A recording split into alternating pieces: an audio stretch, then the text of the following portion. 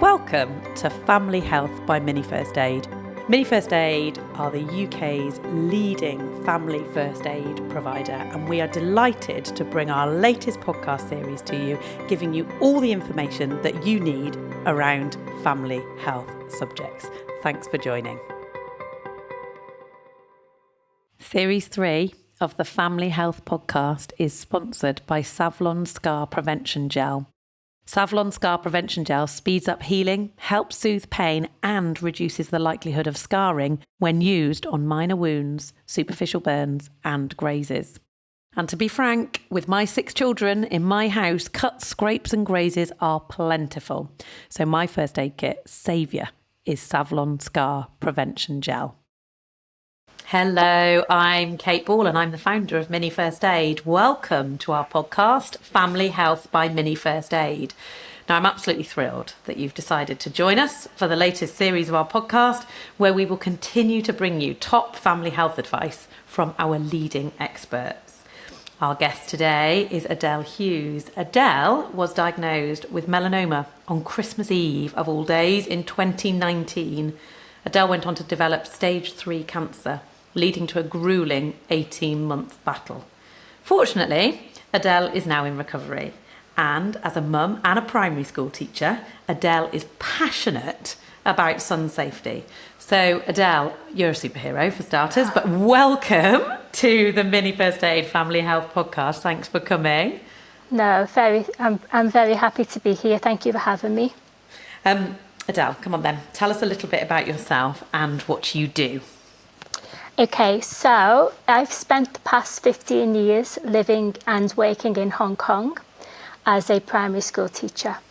I had my children in Hong Kong, they were born there, and yeah, I was happy there. We had a very happy life there, everything was going great. And then unfortunately in 2019, just before COVID as well, I was diagnosed with melanoma.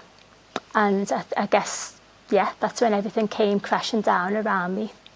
Oh. And it's inspired me to be where I am now, which I'm sure we'll talk about in a bit. Adele, there'll be listeners out there who might have heard of the word melanoma but don't really know what it is. Can you just explain, just in simple terms for us? Yes, of course. So basically, melanoma is the most serious form of skin cancer. It's the one that's most likely to get into your lymph nodes and possibly then spread to organs in your body. So there's a big misconception out there that melanoma can just be cut away, but unfortunately that's not always the case. Gosh, now Christmas Eve, right? I said in the introduction that you had your diagnosis on Christmas Eve of all the days. I can't even begin to imagine what that must be like, and particularly, you know, when you've got children and a family, as to what Christmas is. Talk about the journey and what happened up to that diagnosis. So, you know, how did you spot? How did you have testing, and then what led to that diagnosis? Okay, so for me, I've been getting regular skin checks for a long time now because I have over the years developed a lot of moles on my body and especially on my back. So unfortunately, in places that I can't see, changes or new moles appearing. So it was super important for me to get my regular annual skin checks. So I had gone for my skin check. There was nothing suspicious that I could see, but it was just a regular checkup. And I'd gone in the November, and my dermatologist had gone through everything. He'd seen a few things on my body, but he was like, no, not to worry, we'll do a few biopsies, but it'll be fine. And I was called in. We'd just been on a trip of a lifetime to Lapland. We'd taken my children, who were 6 and 7 at the time, to Lapland, and we'd come back ready for Christmas. And I got called in, and my children were with me in the appointment because my goodness. Because we were going to go to Christmas Eve. We always go for Christmas lunch, and then we always have Christmas Day at home. So we were on our way out, had everything booked in Hong Kong at this really nice fancy restaurant. And I was told that actually this is worse than we anticipated. And obviously my children were there. It was It was possibly the worst Christmas I'd ever had, and trying to keep it together for my children, because Christmas was such a big event for them. We just had this amazing trip, and I didn't want to spoil it for them, so I tried to hold it together until after Christmas. Yeah, it was awful. Did they have, at 6 and 7, any idea of the magnitude of the appointment that they just sat in with you? Absolutely not. They knew that something was wrong, because I was so upset at the time, because I was by myself trying to absorb what I had just been told. But they had no idea. And through my whole journey, not once did I ever expose them to the word cancer, because I felt it was so important for them to be protected. I just didn't want them to, at such a young age, to have that worry that mummy's got cancer. And that when you hear the word cancer, you automatically have these thoughts of am I going to survive? Am I going to be?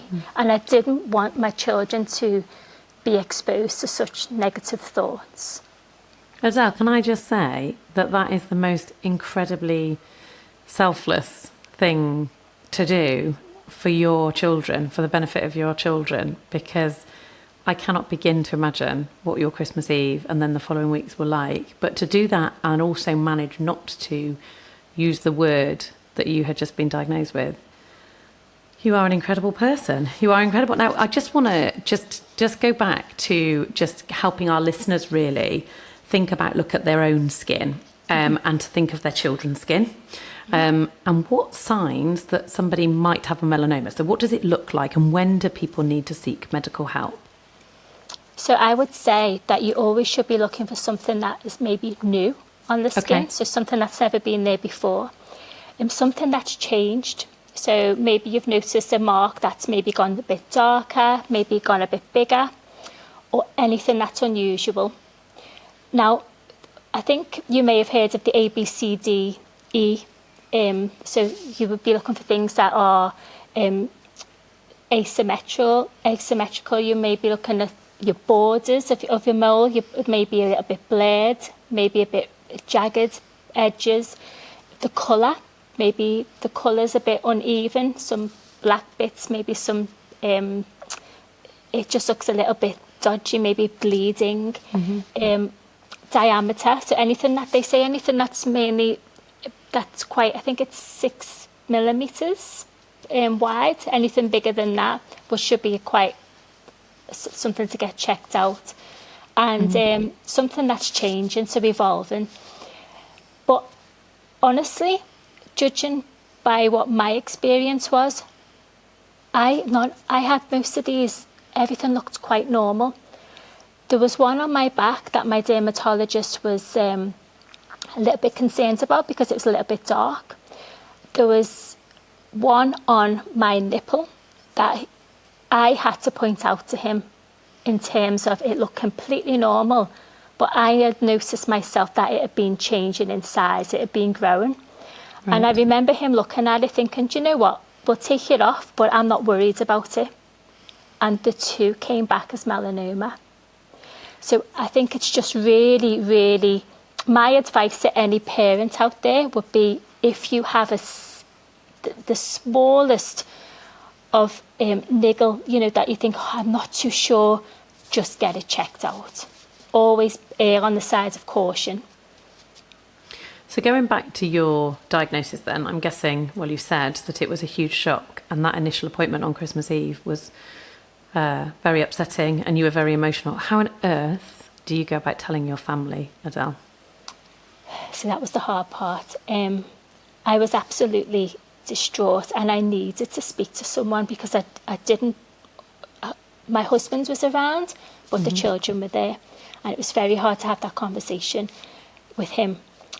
So I'm very close to my parents, and I was in Hong Kong at the time, and obviously they were in the UK, and I phoned my mum, and I remember thinking, I have to tell her because I feel like it's such a big thing that I just could not keep to myself. But I always remember that regret, thinking, it's Christmas. It's meant to be one of the happiest times of the year. And I'm telling you on Christmas Eve that I've just been diagnosed with cancer. And at the time, we didn't know how bad it was going to be. I had to then have further tests, surgeries, all in the new year. But I just remember feeling, it was really weird. It was like a sense of relief telling my mum and dad, but then I felt so guilty that I'd given them this news on Christmas Eve.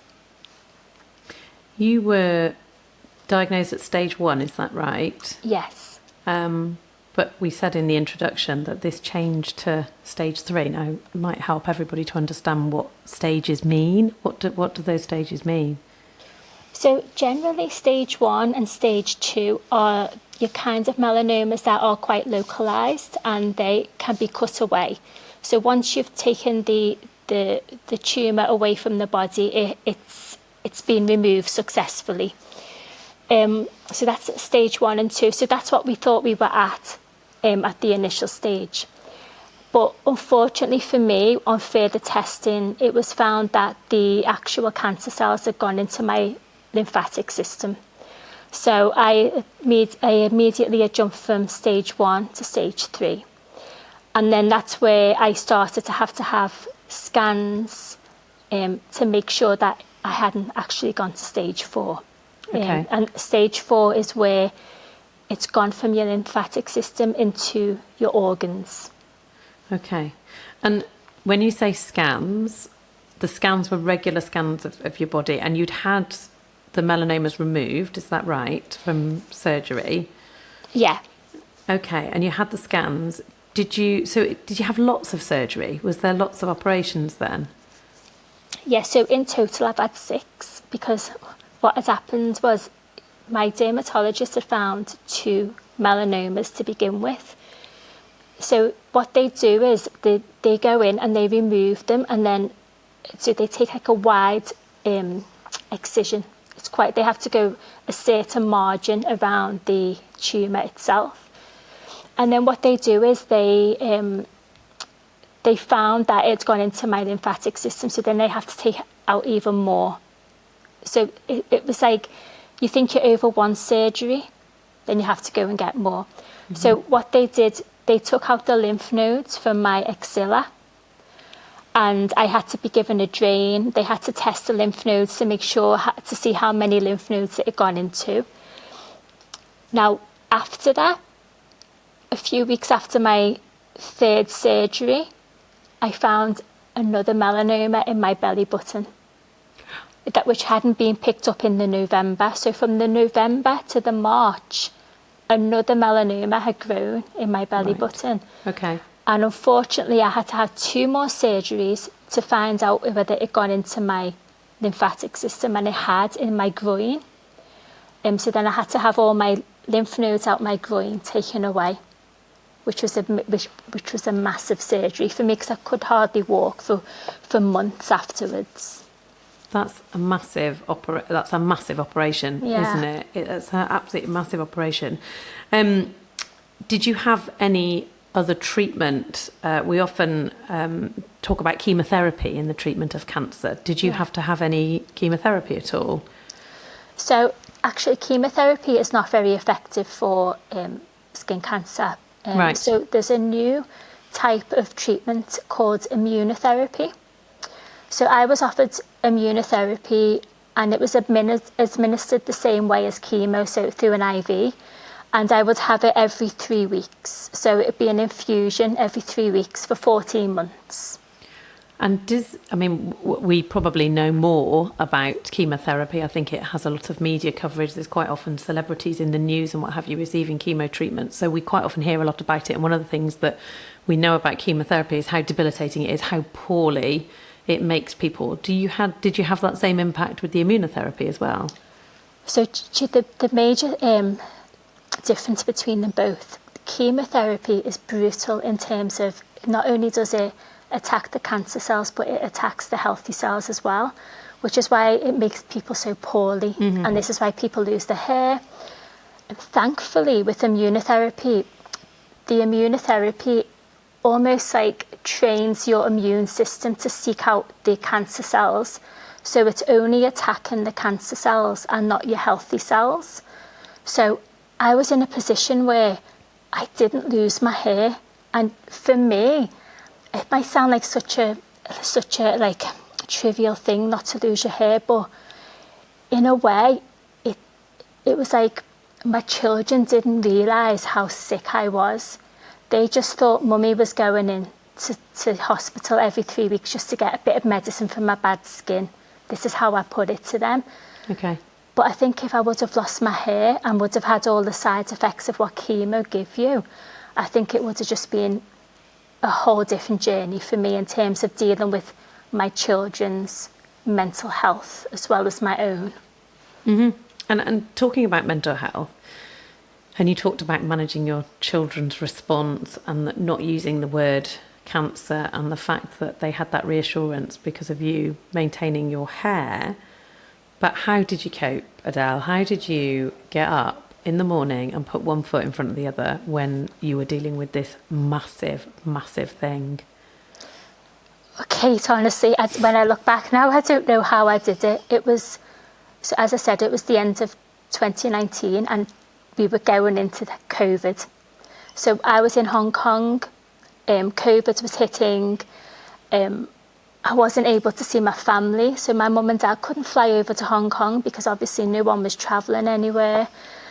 It was awful. It was just, looking back at it now, it just even gives me like just the thought of it and how I got through those days. My friends in Hong Kong became a family and they were just incredible. I just don't know what I would have done without them. My work colleagues were amazing at the time, and that's when I reached out to charities that supported melanoma patients, because in Hong Kong there wasn't, it's just very, very little support for patients like myself. So I started to look further afield and I found some amazing charities and amazing Facebook support pages that helped me through those days as well.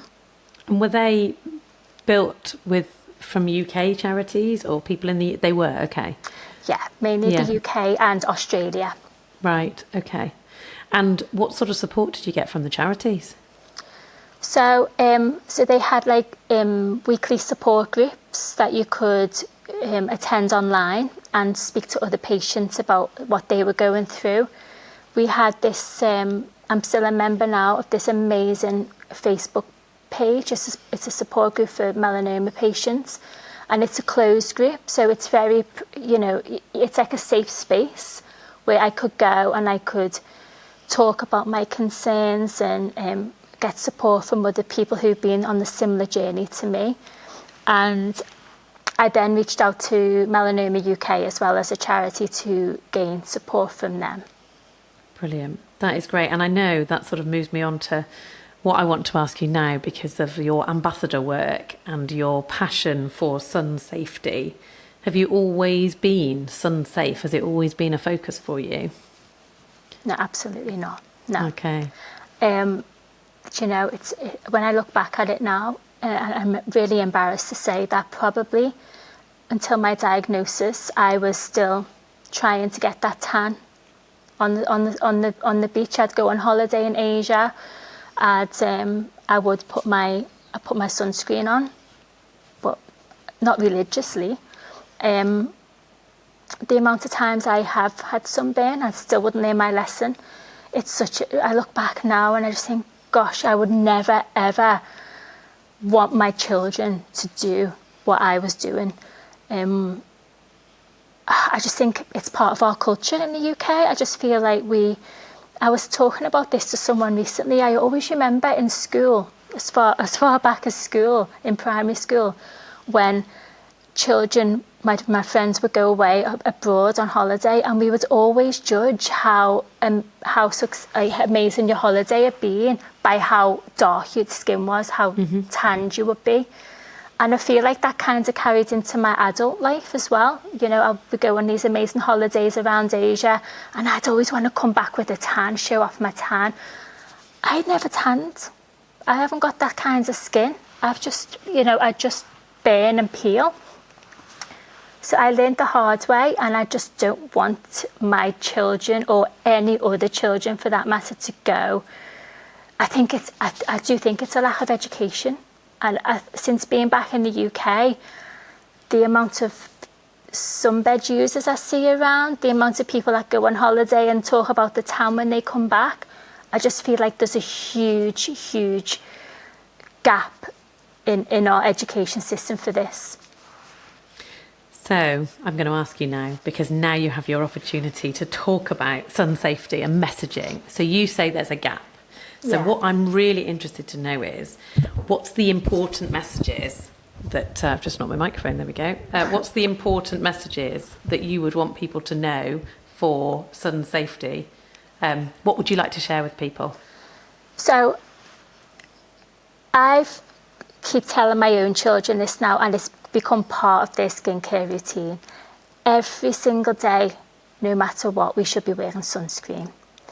And I've drummed it into them to the point where the sunscreen is next to their toothbrush on the sink in the bathroom, so that they know they brush their teeth every day and they put on their sunscreen.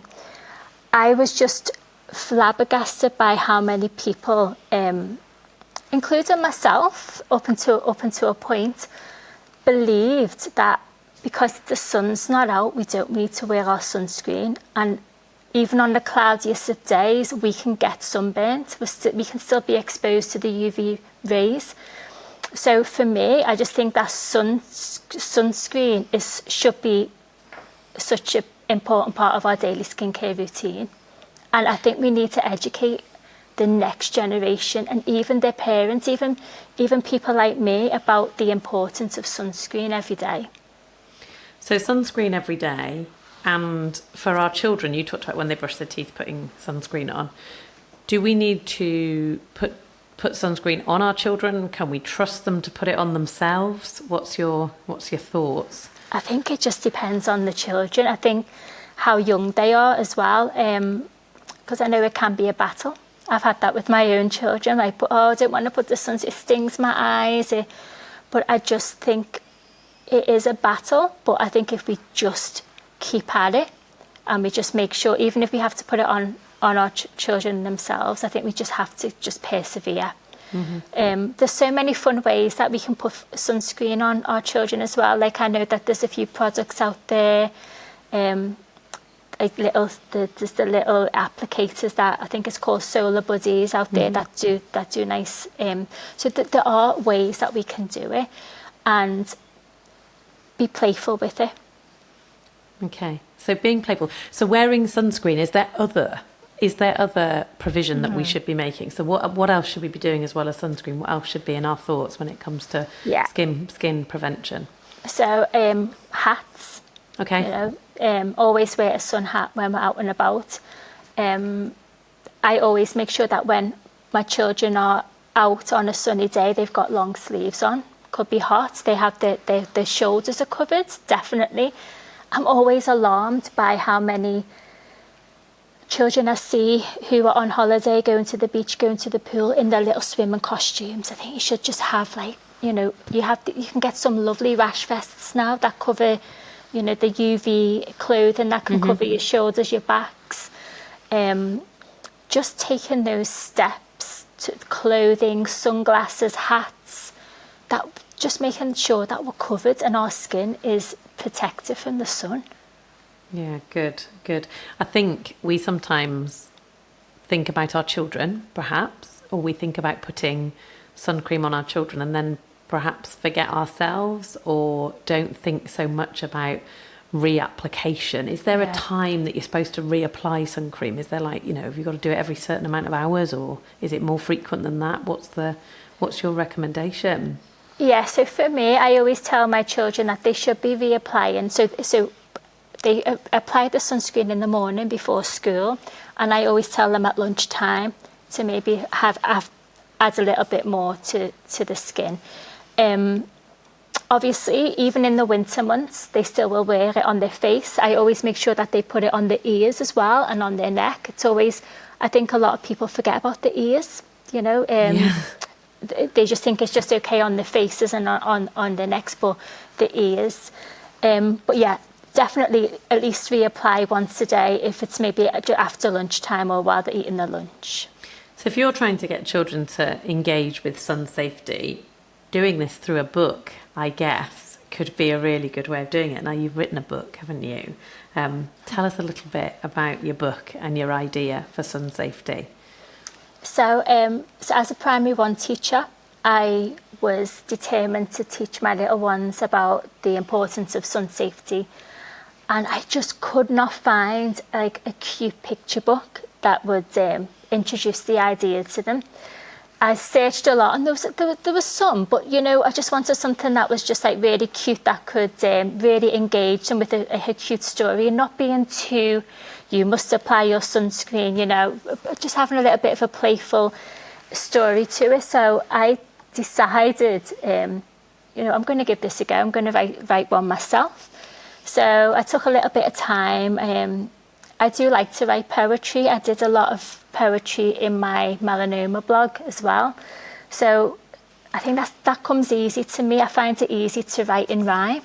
So I wrote this cute story, and I actually illustrated it myself as well. So it took a while to get used to Procreate on the iPad, but I was determined to do it. Mm-hmm. And yeah, I came up with this really cute idea about a pig who is... he doesn't like to get dirty. He doesn't like to go in the mud while all of his friends are playing in the mud. And he doesn't understand why he keeps getting sunburnt. And despite, wearing his hat and his T-shirt, there's still parts of his body that gets burnt. And what he eventually realises is that if he plays in the mud, that's his natural sunscreen. So it was important to make sure that he plays in the mud to wear his natural sunscreen to protect his skin. And I wrote it, and my prep ones loved it. And a lot of other children, my own children, loved it as well. So yeah, so I approached a few publishers. It's really hard to get a publisher to pick it up because I don't have an agent or anything. But I eventually did get a publisher to believe in it. And it's available now. It's out there for teachers, for parents alike, just to use it as an educational tool, just to even introduce the idea of sun safety and the importance of these steps that we should be taking to protect our skin. Adele, that's absolutely brilliant. And we will share the details of the book in the notes for the podcast. So if you're listening thinking, I need this book, I need to read it to my children, then we'll make sure that we share the links through the podcast notes.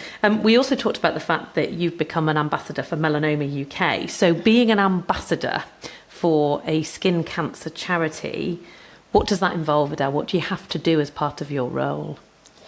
So mainly things like this, Okay. just raising awareness and just being someone that is a voice for people who have got melanoma.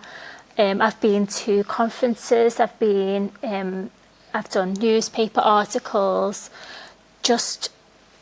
I just feel like people need to be educated, and that is what I'm going to be using my role as a Melanoma UK ambassador, is to educate people about the importance of sun safety. It's just become a huge passion of mine, because I would never ever want another family to go through what we've been through and what we continue to go through, because my journey's not over and my scans come up every 6 months. That anxiety is there. Is it back?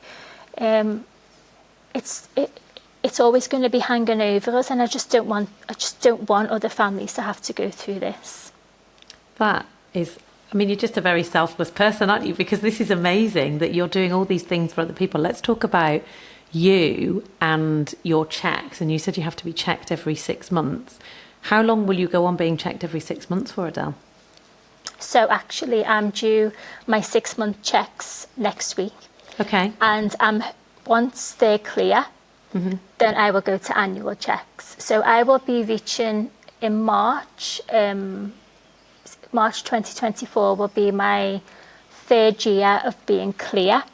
So then if that continues, once I reach the 5-year stage, then I should officially be in remission. So I'm hoping that I can just get to that stage. I'm sure, and I bet everybody listening is willing that to happen for you and for you to be in that complete remission from cancer. Adele, thank you so much for your very frank honesty and sharing with us your very personal journey and how you managed that with your family, and then from your own experiences, how you've turned that into an education campaign through your book and also through the work that you do with Melanoma UK in both educating people on sun safety but also in supporting people that are going through an experience like you have. So thank you. And I'm sure all the listeners are now at this point going, this is amazing. This woman is absolutely incredible. Is there one thing that you would want people to take away from listening to you today on the Family Health Podcast? I'd say if there was one thing you were going to take away is sunscreen. Make sure that the sunscreen is applied every day. It takes 30 seconds, a minute, just to apply it, even if it's on your face, on your neck. Don't forget your ears. But yeah, make it as important as brushing your teeth. Thank you. Adele, it's been an absolute pleasure to talk to you. Thank you for joining us today. You've been listening to the Family Health Podcast by Mini First Aid. Please do make sure you subscribe to the podcast and our social channels, and the newsletter will keep you up to date with our latest episodes. If you want to watch the video of Adele and I chatting, perhaps you want to see what Adele looks like, put a face to the name and the voice, then you can watch the full video of our conversation today over on our YouTube channel. And if you want to subscribe to the podcast, you can do that through your usual podcast platforms. Now, if there are topics that you would like to hear on the Family Health Podcast, perhaps there are particular subjects that you are interested in for your family's health, please get in touch, because we are planning for our next series of podcasts and we would love to hear from you. So I'm delighted to have welcomed Adele Hughes onto the Family Health Podcast. You've been listening to Family Health by Mini First Aid. Thank you for listening to Family Health by Mini First Aid. I hope you found our podcast really useful and informative. If you want to know more about Mini First Aid classes, courses, qualification courses or first aid supplies, please do visit minifirstaid.co.uk or look us up on all your favourite social platforms at Mini First Aid. I take Savlon Scar Prevention Gel everywhere with me so that I am always prepared for the many little and sometimes bigger accidents that my kids encounter. Thank you again to Savlon Scar Prevention Gel for sponsoring Series 3 of the Family Health Podcast.